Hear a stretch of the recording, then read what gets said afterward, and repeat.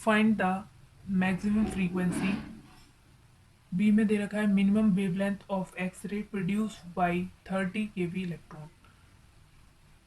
तो question number 11.1 का ए part में बोला गया है हमें फाइंड करनी है मैक्सिमम फ्रीक्वेंसी। अब इसमें हमें क्या गिवन है बच्चों? इसमें दे रखा है आपको V इक्वल्स टू 30 kV। इसको अगर हम वोल्ट में कन्वर्ट करें तो 30 into 10⁻³ V। V equals to आपके पास आ गया 3 इंटू 10⁻⁴ वोल्ट। अब देखिए इसमें मैक्सिमम फ्रीक्वेंसी बोला गया है आपसे, तो E V equals to h nu. ये क्या है? एनर्जी है। E equals to h nu से और ई वी, तो यहाँ से हम मैक्सिमम फ्रीक्वेंसी निकाल सकते हैं। तो frequency nu equals to E V upon H,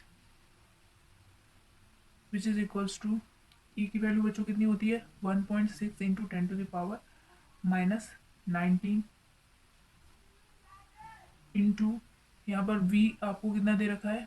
3 into 10⁻⁴ upon h की वैल्यू, h यहाँ पर प्लैंक्स कांस्टेंट है, इसकी value 6.62 into 10⁻⁻34 joule into second होती है।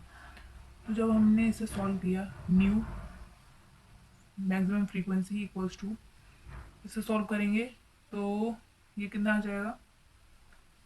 7.24 इंटू 34 को ऊपर जाएगा, यहाँ 30 बचेगा। 30 में से -19 करेंगे तो कितना बचेगा? 10⁻18 हर्ट्स। तो इसकी वैल्यू बच्चों क्या निकल के आई? 7.24 इंटू 10⁻18 हर्ट्स। ये आपकी मैक्सिमम फ्रीक्वेंसी है।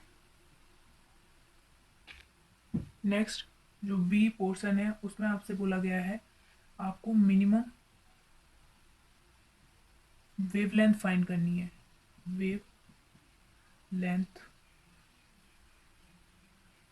तो देखिए इसमें मिनिमम वेव लेंथ निकालनी है।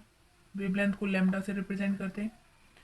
एक्सरे के लिए आपको गिवन है 30 kV इलेक्ट्रॉन्स दे रखा है, तो आपको पता है कि E V equals to volt h c upon lambda minimum. ये क्या है? Energy. E equals to h nu. यहाँ पर देख लीजिए इस तरह से E equals to h nu होता है, ये होता है फ्रीक्वेंसी। तो E equals to h c upon lambda. यहाँ से आपने इसको रखा, और ये भी एनर्जी होती है। काइनेटिक एनर्जी भी एनर्जी की फॉर्म होती है, तो kinetic energy equals to E V. जब हमने E V equals to h c upon lambda minimum रखा, अब यहाँ से हम लेमडा मिनिमम कैलकुलेट कर सकते हैं। इसको इधर भेजा, h c upon E V. और जो एच सी, एच क्या है यहाँ पर? प्लैंक्स कांस्टेंट है। सी स्पीड ऑफ लाइट है, तो यहाँ पर लिख लीजिए सी इक्वल्स टू 3 इंटू 10⁸ मीटर पर second speed of light. H यहाँ पर प्लैंक्स कांस्टेंट है, इसकी वैल्यू होती है 6.62 इंटू 10⁻⁻34 जूल सेकेंड। इसको बच्चों आपको याद रखना है, फ्रीक्वेंटली याद आना चाहिए आपको। तो यहाँ पर एच सी अगर हम 6.62 इंटू 10⁻⁻34 इंटू 3 इंटू 10⁸ अपॉन ई 1.6 इंटू 10⁻⁻19 हो जाएगा, इंटू वी कितना दे रखा है आपको? 3 इंटू 10⁴। इसे जब हम कैलकुलेट करेंगे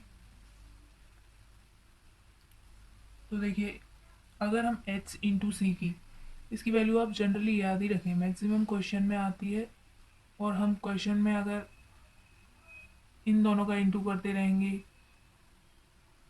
तो काफ़ी समय निकल जाएगा। तो इसलिए अगर हम इसकी एच और सी जो कांस्टेंट है इन दोनों की वैल्यू को याद रख लें, 2 into 10⁻⁻25, 2 into 10⁻⁻25 upon 1.6 into 3 into 10⁻19, और ये 4 है तो माइनस का 15 हुआ, इक्वल्स टू यहाँ पर आपकी क्या वैल्यू आ जाएगी, 0.41 0.0041 इंटू 10⁻⁻19 मीटर। और हम इसे क्या लिख सकते हैं, 0.041 नैनोमीटर, क्योंकि 1 नैनोमीटर इक्वल्स टू 10⁻⁻9 मीटर होता है।